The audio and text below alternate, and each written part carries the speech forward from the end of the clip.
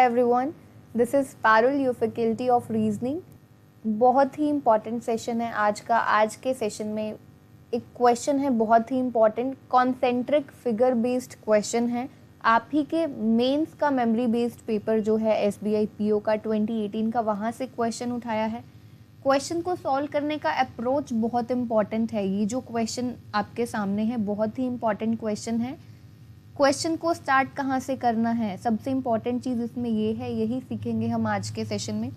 देखो अब क्या कहता है क्वेश्चन में, there are 8 people from P to W standing in 2 concentric square grounds. 2 square grounds हैं कॉन्सेंट्रिक। कॉन्सेंट्रिक का मतलब आप सभी को पता है, एक स्क्वायर अंदर होगा, एक स्क्वायर बाहर होगा, ठीक है। 4 of them are standing in the outer ground facing inwards and 4 of them are standing in the inner ground facing outwards।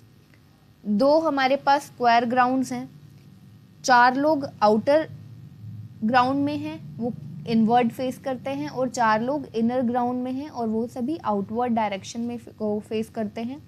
All are standing in the middle of the side of the square. और ये जो सभी 8 लोग हैं ये mid side पर बैठते हैं, ठीक है, स्क्वायर की मिडल पर बैठते हैं।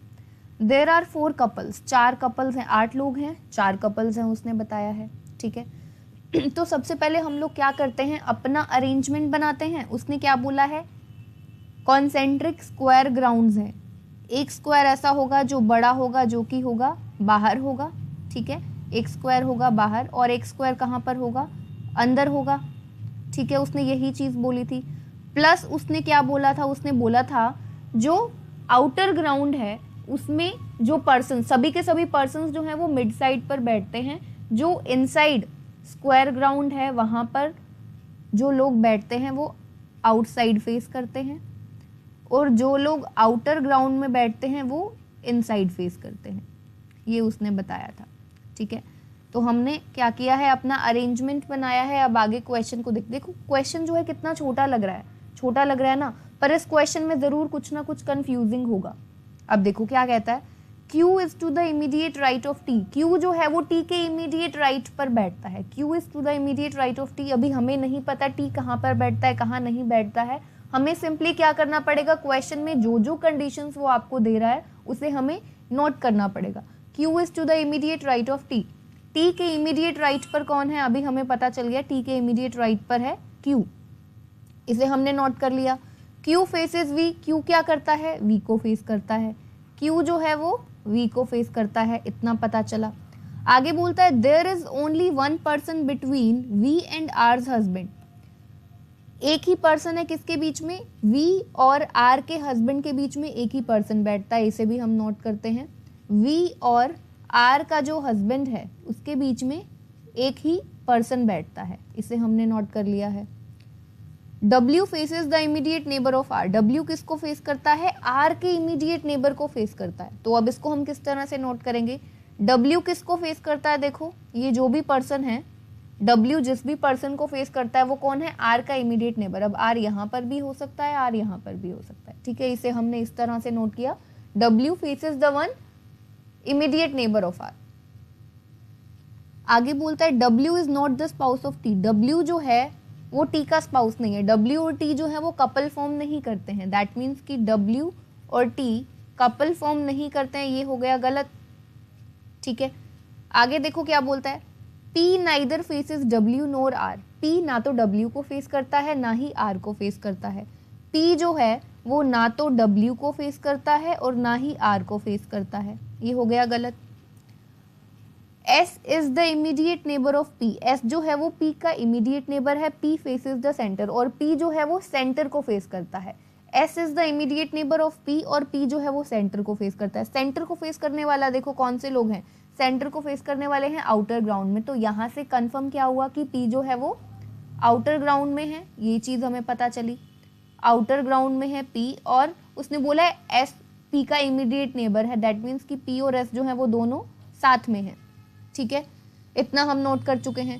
Spouses are facing each other. Spouses जो हैं वो एक दूसरे को फेस कर रहे हैं। अब इसका देखो सबसे इंपॉर्टेंट चीज़ यही है, spouses are facing each other, यानी कि उसने बोला है इन टोटल हमारे पास 4 कपल्स हैं, 8 लोग हैं, 4 कपल्स हैं, यानी कि ये जो लोग होंगे ये पर्सन एक दूसरे को फेस करने वाले, ये क्या होगा, एक कपल फॉर्म करता है, ये एक कपल फॉर्म करता है, ये एक कपल फॉर्म करता होगा और ये एक कपल फॉर्म करता होगा। ठीक है, सिंपल सी चीज थी।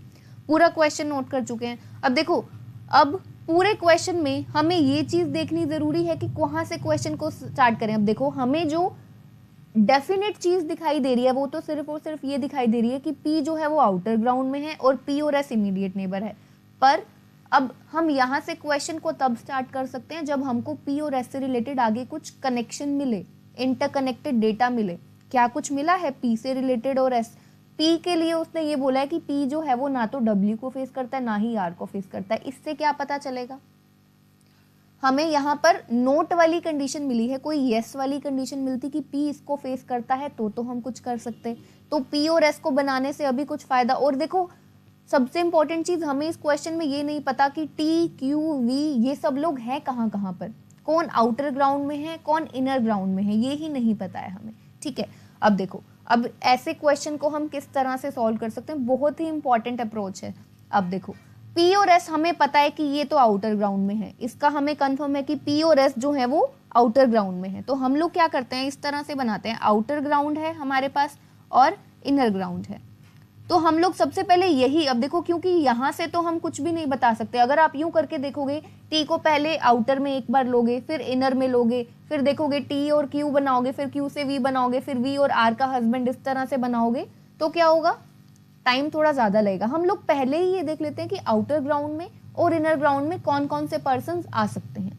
ठीक है, अब देखो, हमें पता है, जो कंफर्म चीज पता है आउटर के लिए, आउटर में पी है, एस है, इतना कंफर्म है। अब देखो, टी के इमीडिएट राइट पर क्यू है, तो इसका मतलब ये चीज तो समझते हो आप सभी कि टी के इमीडिएट राइट पर क्यू है, तो यानी कि टी और क्यू कहां पर आ सकते हैं, टी और क्यू कहां पर आ सकते हैं, जहां पर भी आएंगे वो एक सेम फिगर में आएंगे, आमने सामने नहीं है। ठीक है, यानी कि आमने सामने वाली फिगर में नहीं है। अगर टी इनर में है, इनर ग्राउंड में है, तो क्यू भी इनर ग्राउंड में होगा। अगर टी आउटर ग्राउंड में है तो क्यू भी आउटर ग्राउंड में होगा। तो हम लोग अभी एक बार क्या कंसिडर करते हैं, बहुत छोटी सी चीज आपको माइंड में ही देखनी है।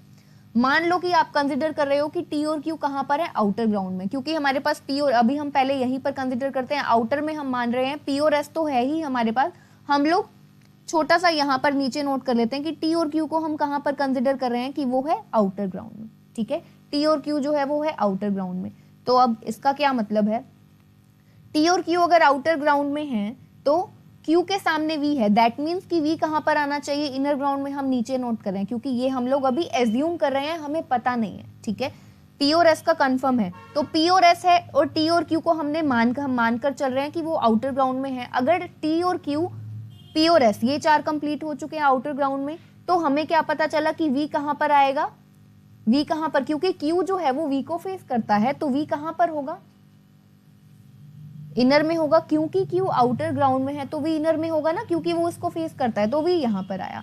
अब यहां से देखो, वी और आर के हस्बैंड के बीच में क्या है, वी और आर के हस्बैंड के बीच में एक ही पर्सन है, वी और आर के हस्बैंड के बीच में एक ही पर्सन है। तो इसका क्या मतलब है, इसका मतलब है कि वी और आर के हस्बैंड के बीच में एक पर्सन है, तो वी और आर का हस्बैंड ये दोनों कहां पर आएंगे, एक ही फिगर में आएंगे। वी और आर का हस्बैंड दोनों एक ही फिगर में आएंगे। अब वी कहां पर है, इनर में है, तो आर का हस्बैंड कहां पर होना चाहिए, आर का हस्बैंड भी होना चाहिए इनर ग्राउंड में, आर का हस्बैंड भी इनर ग्राउंड में होना चाहिए।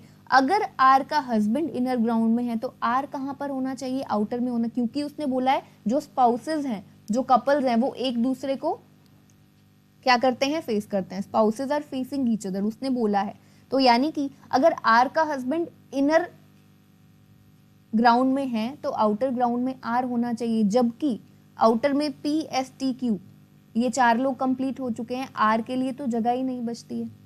तो यानी कि हम जो कंसिडर कर रहे थे कि टी और क्यू को हम आउटर में लेकर चल रहे थे वो गलत था। यानी कि टी और क्यू जो है वो यहाँ पर नहीं आ सकता और वी और आर का हस्बैंड यहाँ पर नहीं आ सकता। अब ऐसा हमने किया ही क्यों, ये चीज हमने क्यों की, बहुत इंपॉर्टेंट है। टी और क्यू का पता चलना जरूरी था कि वो इनर में आएगा या आउटर में आएगा, क्योंकि T Q Q V V R का हस्बैंड, ये क्या है, इंटरकनेक्टेड डेटा है। टी से आप क्यू तक जाओगे, क्यू से वी तक जाओगे, वी से आर के हस्बैंड तक जाओगे।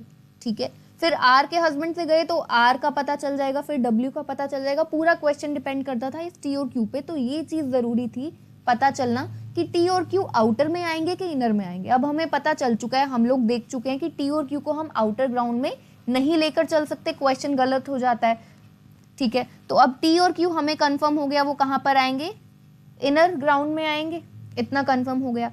अब टी और क्यू इनर में है तो क्यू के ऑपोजिट कौन है, वी है, तो यानी कि वी कहाँ पर आएगा, वी आएगा आउटर में, ये कंफर्म हो गया, ठीक है। अब वी अगर आउटर में है तो वी और आर का हस्बैंड ये दोनों एक सेम फिगर में आएंगे, ये भी पता है क्योंकि वी और आर के हस्बैंड के बीच में एक पर्सन है ना, तो ये सेम फिगर की बात हो रही है, सेम ग्राउंड की बात हो रही है, तो वी और आर का हस्बैंड। अब देखो हमें ये नहीं पता कि आर का हस्बैंड इन तीन के अलावा कोई एक और अलग पर्सन है या फिर पी, एस और वी में से कोई एक पर्सन है, तो हम लोग सिंपली नोट कर लेते हैं कि आर का हस्बैंड भी कहाँ पर है, ये कंफर्म है कि आर का हस्बैंड आएगा आउटर सर्कल में, बट हमें अभी पता नहीं कि वो पी, एस, वी है या फिर एक और अलग पर्सन है, ठीक है, अभी हम देखेंगे।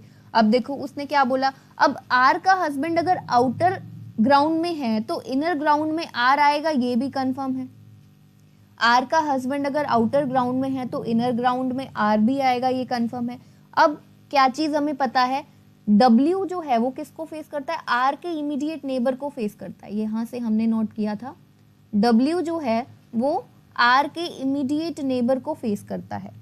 तो आर कहां पर है हमें पता है, इनर में है, इनर ग्राउंड में आर है, तो W कहां पर आएगा, उसके ऑपोजिट वाली में है ना, ठीक है, क्योंकि आर का जो इमीडिएट नेबर होगा, आर और आर का इमीडिएट नेबर सेम फिगर में लाई करेंगे, W उससे ऑपोजिट में, तो W कहां पर आएगा, अब आर जहां पर है, आर इनर में है तो W कहां पर आएगा, आउटर में आएगा, तो ये कंफर्म हो गया। आउटर के जो चार लोग हैं वो हमें पता चल गए कौन कौन है, P, S, V, W है, ठीक है, और इनमें से कोई एक होगा आर का हस्बैंड, ठीक है। Q और V का तो हमें पता है क्योंकि Q जो है वो V को फेस करता है, तो Q और V जो है वो एक कपल फॉर्म करते हैं, ये हमें पता है। अब T, Q, R और एक ही पर्सन बचता है U, वो यहाँ पर आएगा, ठीक है, U जो है वो यहाँ पर आएगा। अब हम क्वेश्चन को सोल्व करते हैं, कहाँ से करेंगे, क्योंकि हमारे पास ये इंटरकनेक्टेड डेटा है ना, T के इमीडिएट राइट पर Q है, तो हम यहाँ से स्टार्ट करते हैं। T को हमने यहाँ पर कंसिडर किया, T के इमीडिएट राइट पर Q कहाँ पर आएगा, यहाँ पर आएगा। T के इमीडिएट राइट पर Q है, Q किसको फेस करता है, यहाँ से देखो Q जो है वो V को फेस करता है। T के इमीडिएट राइट पर Q है, Q जो है वो V को फेस करता है, तो V यहाँ पर आएगा। V और R के हस्बैंड के बीच में एक ही पर्सन है, V और R के हस्बैंड के बीच में एक ही पर्सन है। अब V यहाँ पर है तो आप दोनों डायरेक्शन से देखो, एक यहाँ से छोड़ोगे चाहे एक यहाँ से छोड़ो, तो R का हस्बैंड कहाँ पर आएगा, यहाँ पर आएगा, ठीक है, इस पोजीशन पर R का हस्बैंड आएगा। R का हस्बैंड किसको फेस करता होगा, क्योंकि स्पाउसेस जो हैं वो एक दूसरे को फेस करते हैं, तो R यहाँ पर आएगा, यहाँ पर R का हस्बैंड, तो R यहाँ पर आएगा, इतना कंफर्म हो गया। अब देखो हम किस किस चीज को नोट कर चुके हैं, T के इमीडिएट राइट पर Q, इसे कर चुके हैं, Q के सामने है V, Q V को फेस करता है, इसे नोट कर चुके हैं। V और R के हस्बैंड के बीच में एक पर्सन है, इसे भी नोट कर चुके हैं, ठीक है, इतना क्वेश्चन अभी हम कर चुके हैं। अब देखो जो ये वाला आपका इनर ग्राउंड है QTR को कर चुके हैं, एक U बचता है तो U आएगा यहाँ पर, इतना कंफर्म हो गया, ये कंप्लीट हो गया। अब बचता है आउटर वाला, ठीक है। अब देखो हमारे पास कौन सा बचता है, उसने बोला था क्वेश्चन में क्या था, P जो है वो ना तो W को फेस करता है ना ही R को, और P और S जो है वो दोनों के दोनों क्या है, इमीडिएट नेबर्स हैं।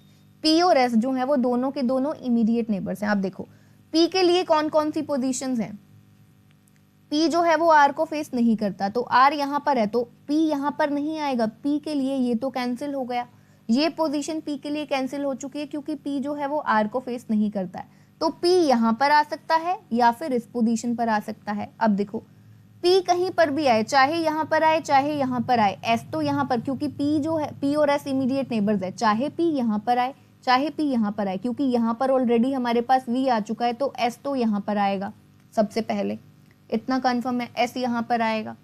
अब P कहाँ पर आएगा, अब देखो उसने एक और चीज बोली थी कि W और T जो है वो कपल फॉर्म नहीं करता, W और T जो है वो कपल फॉर्म नहीं करता है, तो T यहाँ पर है तो W यहाँ पर नहीं आ सकता। अब आउटर में कौन कौन बचता है, हम V बना चुके हैं, V को प्लेस कर चुके हैं, S को प्लेस कर चुके हैं, P और W ही बचता है। T जो है वो W का स्पाउस, W और T कपल फॉर्म नहीं करते हैं, तो W यहाँ पर नहीं आ सकता, W यहाँ पर आएगा, P कहाँ पर आएगा, P यहाँ पर आएगा, ठीक है। क्वेश्चन यहीं पर कंप्लीटेड है। अब वो आपसे पूछे कि T किसका स्पाउस है, R किसका स्पाउस है, W किसका स्पाउस है, वी के इमीडिएट राइट पर कौन है, टी किसको फेस करता है, आप इजीली कोई भी आंसर बता सकते हो। बस यहाँ पर इंपॉर्टेंट चीज़ ये थी कि आपको एक बार ये देखना था कि आउटर ग्राउंड में कौन पर्सन आ सकता है, इनर ग्राउंड में कौन पर्सन आ सकता है, ये पता चलते ही आगे आपको सिंपली क्वेश्चन को सॉल्व करना था। ठीक है, सो आई रियली होप कि आज के सेशन में जो ये क्वेश्चन हमने किया है आप सभी को समझ में आया होगा। सो मिलते हैं फिर नेक्स्ट सेशन में। Take care everyone.